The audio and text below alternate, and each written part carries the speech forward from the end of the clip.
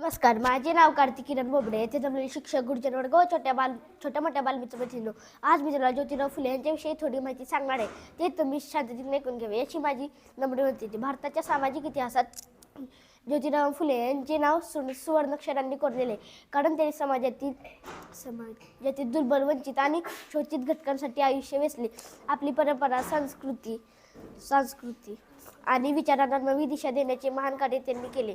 त्यांचा जन्म 11 एप्रिल 1827 रोजी झाला. लहानपणी त्यांना शिक्षणाची संधी कमी मिळाली, परंतु त्यांना ज्ञानाची ताण प्रचंड होती. त्यांनी मराठी, गणित, इंग्रजी याचे सलोख अध्ययन केले.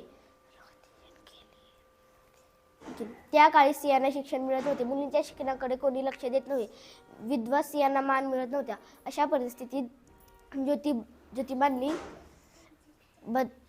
बदला मशाल पेटवली.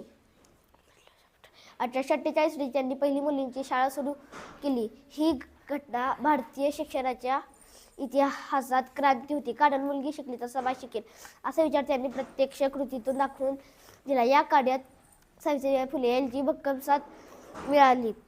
सावित्रीबाई फुले या भारतातील पहिल्या शिक्षिका होत्या. लोकांकडून त्यांच्यावर विरोध झाला. लोकांनी त्यांच्यावरती दगड, चिखल फेकला जाईल, तरी ते दोघे डगमगले नाहीत. ज्योतिराव फुले यांनी 18पेक्षा जास्त शाळा सुरू केल्या. ज्योतिरावांनी शिक्षणासाठीच नव्हे तर सामाजिक उदारपणा यावे म्हणून शाळा सुरू केल्या.